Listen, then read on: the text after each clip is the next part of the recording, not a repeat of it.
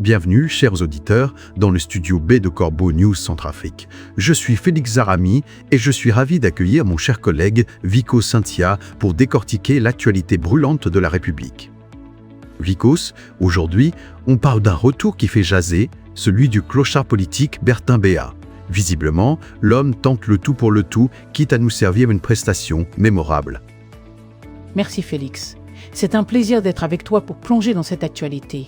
C'est vrai que le terme « mémorable » est faible pour décrire ce à quoi nous avons assisté. Après un long silence où il était relégué au second plan, Bertin Béat, l'ex-député de Boali, a clairement cherché un coup d'éclat.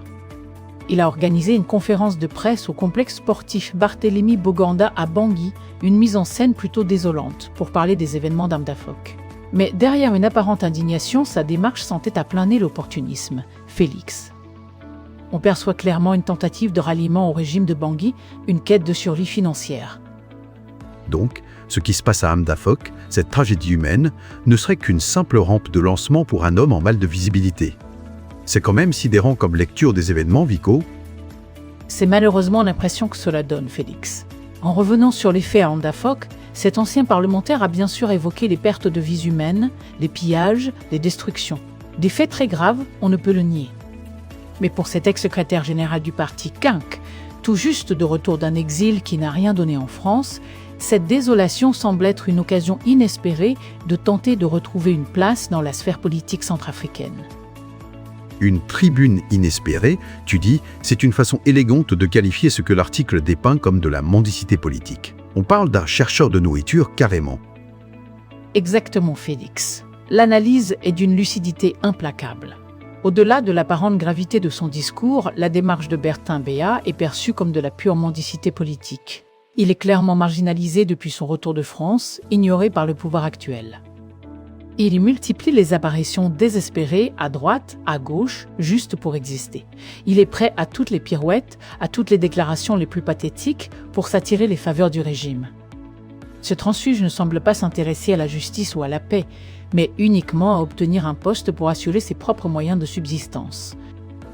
Et là où ça devient particulièrement intéressant, c'est quand il commence à parler de la riposte.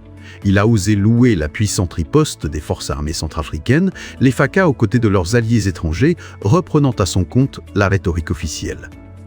Il y a de quoi être étonné, non, Vikos ? C'est tout à fait étonnant, Félix, et surtout déconnecté de la réalité. Cette version des faits est une pure invention, conçue pour masquer une vérité beaucoup plus sombre. Sur le terrain à Amdafok, les soldats réguliers des FACA étaient tout simplement absents. La contre-offensive, celle qui a réellement eu lieu, a été menée exclusivement par les mercenaires russes de Wagner.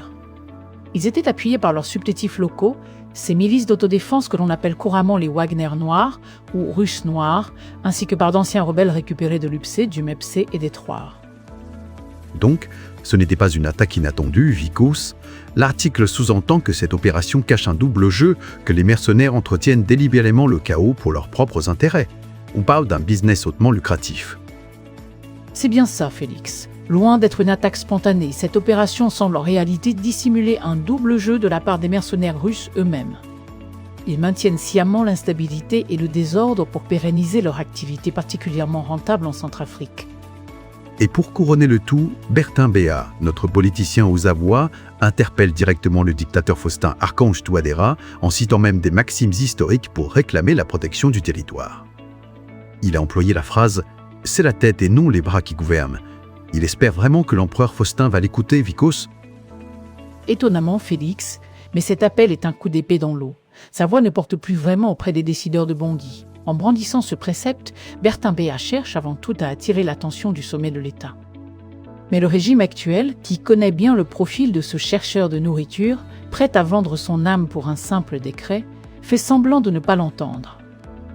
En somme, ce n'est pas le cri d'un patriote indigné, c'est le chant du cygne d'un politicien qui essaie de monnayer son ralliement dans un pays qui est déjà à genoux. C'est la conclusion qui est tirée, Vico. C'est exactement ça, Félix.